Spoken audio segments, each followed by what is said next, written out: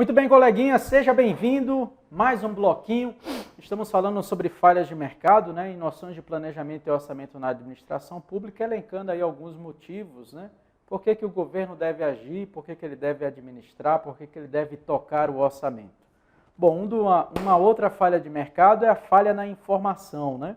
E nesse sentido é interessante a gente, primeiro, como a gente tem feito, né, conceituar o que é, na verdade, uma falha na informação, né?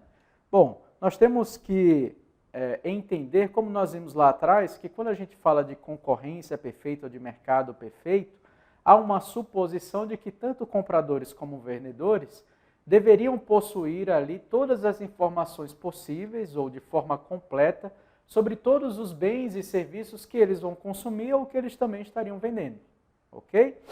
Isso quer dizer que eles possuiriam plena informação sobre os custos de produção, sobre as tecnologias envolvidas, sobre as características dos produtos, tudo que envolveria ali, desde a fase de produção até a fase do fornecimento, o que passaria pela composição dos custos, estariam de pleno conhecimento do fornecedor e também do consumidor, ok?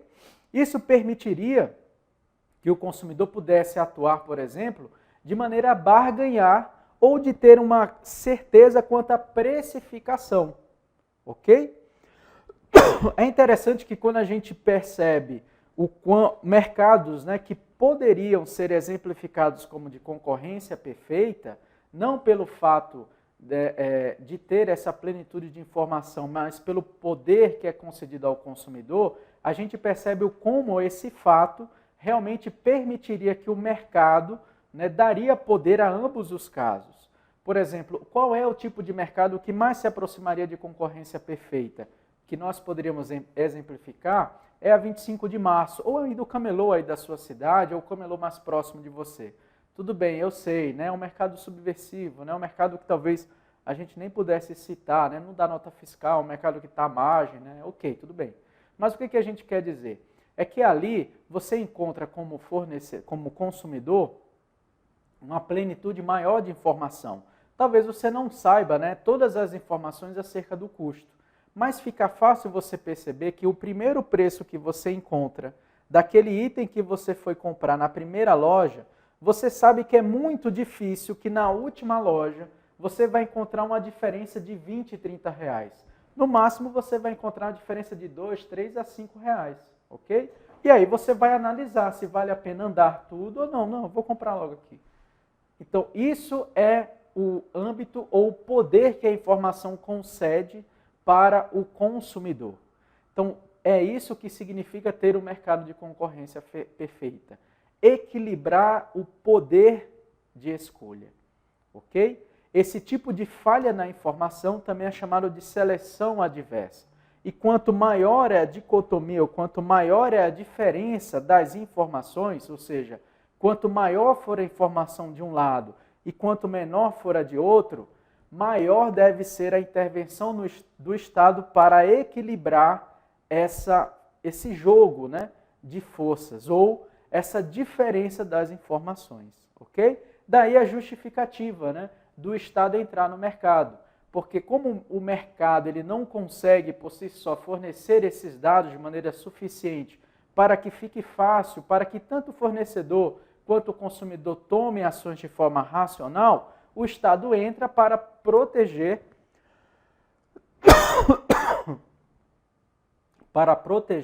e também para ajudá-los a dar, assim, racionalidade nas suas ações. Como que ele faz isso? Bom, ele faz isso através de leis, né, através de proteções, através de órgãos. Quer ver alguns deles?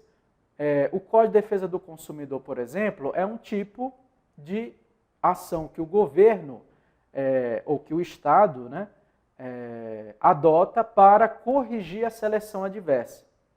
Tá? Então, ele protege tentando equilibrar, mesmo que seja após, professor, mas o Código de Defesa do Consumidor, ele protege um pouco antes, né, porque o consumidor possui um tipo de informação que o preserva de tomar qualquer decisão para o seu consumo. E se for posterior, eu tomei uma decisão, o Código de Defesa do Consumidor também o protege durante 7 ou 30 dias, dependendo do caso, né?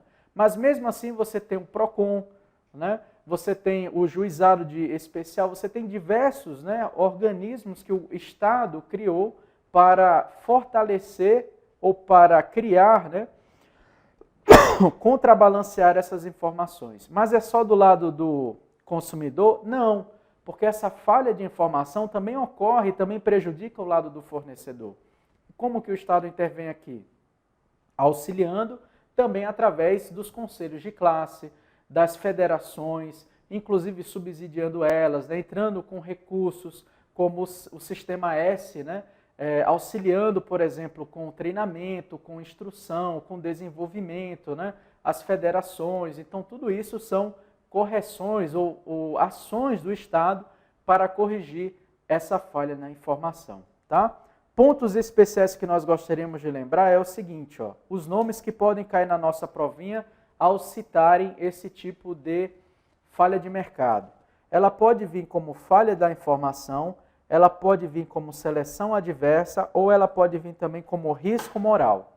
Tá? Esses três nomes indicam a mesma falha de mercado, a falha de informação. Ok? Tudo bem? Bom, como é que uma questão como essa, né, ou esse tipo de falha poderia ser cobrada numa questãozinha de concurso? Vamos ver? Olha aí, ó. No mercado de automóveis usados, é transacionado uma proporção bem maior de carros em mau estado de conservação do que em bom estado de conservação. Essa falha no funcionamento do mercado é denominada de bens públicos, de externalidades negativas, de deseconomias de escala, de seleção adversa ou de sinergia negativa. Bom, essa é bem facinha, né? Aí ficou claro, né, que é a letra D, né? A letra D é a seleção adversa. Esse é o nosso gabarito. E aí, você que acertou, tá esperando a musiquinha? Então, se você acertou, bata palmas. Parabéns para você que acertou, realmente. Seleção adversa, né? Ficou claro aí, bem claro. Se de um lado, né, você tem um tipo de informação que o outro não tem, o Estado tem que intervir para permitir que essa falha, né, seja corrigida. Lógico, ele nunca vai conseguir, né, equilibrar totalmente. A falha sempre vai ocorrer, né? Essa dicotomia, esse ato das forças sempre vai ocorrer porque o mercado não consegue fazê-lo, né? Mas o quão mais próximo esse ato, né, quanto menor for a distância das informações entre o fornecedor e o consumidor, melhor é para o funcionamento do mercado, ok? Assim a gente conseguiu avançar em mais uma falha de mercado, mas tem uma próxima, né? Aquela que mais nos persegue, que é a inflação e desemprego. A inflação, aí a gente tem um ponto especial, né, para caracterizar a inflação. O que é a inflação? É o aumento considerado como generalizado dos preços, que inclui a maioria dos bens. Então, esse é um primeiro ponto. Inflação só pode ser considerada quando for percebido um aumento generalizado dos preços, incluindo a maioria dos bens.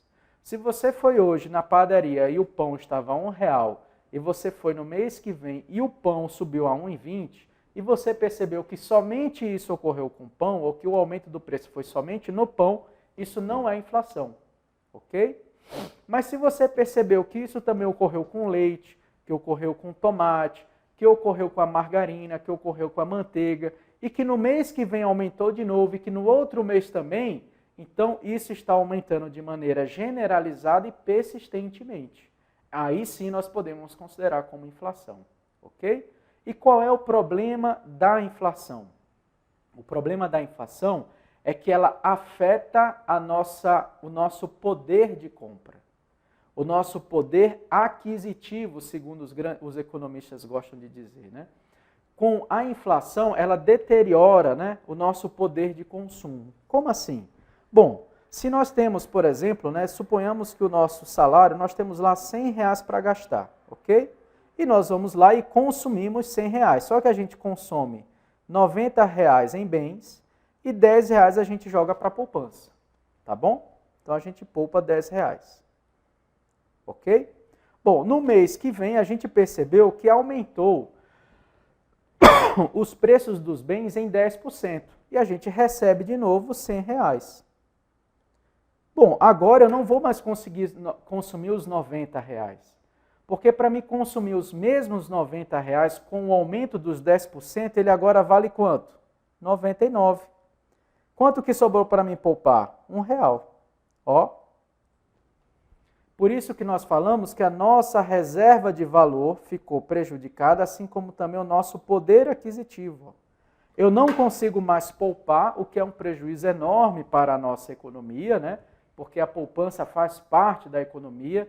Quanto mais eu poupo, mais eu ajudo a economia a emprestar para outros, e quanto mais a economia empresta, maior também é o poder de consumo de outros. E quanto maior é o poder de consumo de outros, maior é o movimento da economia.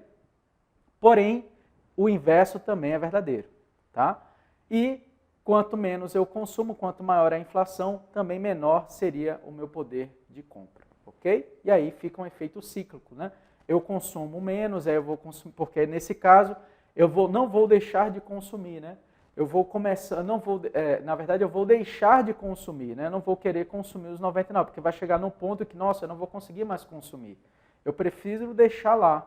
Eu começo a aumentar ou até prejudicar o meu efeito poupança e começo a prejudicar também o meu efeito de consumo. Aí eu começo a não consumir mais, ok? Mas isso a gente vai deixar agora quando a gente falar sobre os tipos de inflação, porque não existe só um tipo de inflação, né? Existe a inflação de demanda, a inflação de custos e a inflação estrutural. A mais perversa que tem é a inflação de demanda, que acontece quando nós temos um excesso de demanda. Os economistas chamam isso de demanda agregada, né? Então, nós temos a demanda agregada e a oferta agregada. O que isso quer dizer, né? Com a inflação de demanda ou com o excesso de demanda? Isso quer dizer quando nós temos mais pessoas consumindo do que a oferta desses bens. Então, quando nós temos um aumento da demanda, ou seja, quando nós temos mais pessoas consumindo bens ou desejando consumir bens com um número maior do que a oferta desses bens, então nós temos um aumento da demanda e assim também uma pressão para aumentar os preços, ok? Quer ver como isso pode ser melhor entendido num gráfico? Olha só esse gráfico aí, ó. Então suponhamos que aqui, né, na sua faixa, conforme você pode perceber aí no slide, tá? Onde está a linha vertical em P, seja os preços, tá? De um determinado bem.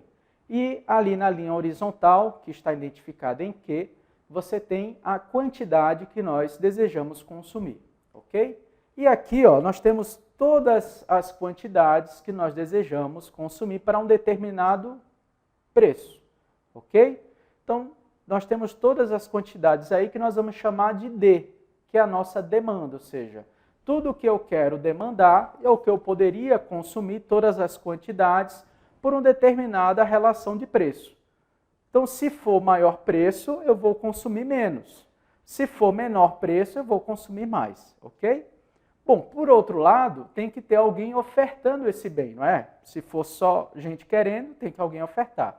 Entra aí também a linha de oferta, que é essa aqui, ó. Entra o fornecedor com a mesma relação, com todos os níveis de oferta que ele deseja, as quantidades de oferta, por um preço de venda. Ele diz, ó, eu também quero ofertar X quantidades por um determinado nível de preço. Quanto maior for o nível de preço, maior é a quantidade que eu quero ofertar. Aí as curvas, né, ou se você desejar chamar de retas, né, as retas, mas os economistas gostam de chamar isso de curvas, tá? Porque, na verdade, como elas nunca vão encontrar os eixos, elas vão sempre tender a ser curvas, tá? Sempre vão fazer assim, ó, uma curvinha, é uma barriguinha, tá? Então a gente chama em economia de curva. Mas no final elas sempre vão lembrar duas retinhas, igual o X da Xuxa, assim. Bom, essas duas retinhas ou curvas para os economistas, onde elas se encontram, nós chamamos de ponto de equilíbrio, ok? Que é justamente o ponto em que nós encontramos a quantidade que nós desejamos ou que nós estamos comprando por um determinado preço. No nosso exemplo aí, nós estamos dizendo que nós vamos comprar 10 unidades por R$5, ok? Mas suponhamos que de uma hora para outra a gente começa a dizer que esse bem é muito legal. Olha, esse bem é muito legal, ele é muito bacana, ele tem ajudado enormes pessoas a se curarem de tudo que é doença. e olha, eu fiquei magro, perdi 10 quilos em uma semana, e olha, esse negócio é muito bom, eu fiquei bonito, olha, esse creme tirou todas as mazelas, agora eu estou curado, eu fiz esse suco aqui, eu perdi barriga, eu perdi celulite. Bom, o negócio é muito bom. E aí mais pessoas querem comprar do mesmo. O que vai ocorrer com a nossa curvinha aqui de demanda? Ela vai procurar um outro nível de consumo das quantidades. Bom, para ela procurar um outro nível, como a oferta não vai se mexer, né? Porque o ofertante vai continuar aqui nas mesmas quantidades. Então, a demanda vai se deslocar, essa curvinha vai andar, ó. Ela vai fazer esse movimento, ó. Vamos supor que ela vá para 15. Aí ela vai andar, ó. Pá, foi para 15. Ok? Então, ela sai da demanda D, que é inicial, e vai para esse D, que nós vamos chamar de D', que é o novo consumo, que está agora em 15. Bom, nesse sentido, o que o ofertante faz? Ó, para eu conseguir, para que eu possa aumentar a minha oferta, para que eu possa produzir mais 5 unidades, eu vou precisar aumentar, sim, o meu preço. Aí ele passa para R$ 5,50. Ok? Então, nós aumentamos, olha só que interessante, nós aumentamos em 50% o nosso consumo, não é isso? Saímos de 10 para 15. E em quantos por cento aumentamos o preço, ou a nossa inflação de demanda? Em 10%. Então, nós aumentamos em 50% o consumo e a inflação aumentou em 10%. Ok? Bom, como é que nós diríamos isso em bom economês? Está aí embaixo. Ó. A inflação de demanda sempre acontece quando há aumento da demanda agregada, fazendo com que a curva, que nós podemos chamar carinhosamente de reta, de demanda agregada se desloque para a direita e para cima, fazendo elevar os preços devido à inflação de demanda, ou por um aumento do consumo. Ok? Tudo bem, meu nobre? Ficou mais fácil, né, com gráfico? Muito bem. Ok? Bom, como essa questão poderia ser cobrada, né, numa provinha de concurso? Ficou curioso? Olha essa questãozinha aí. Ó.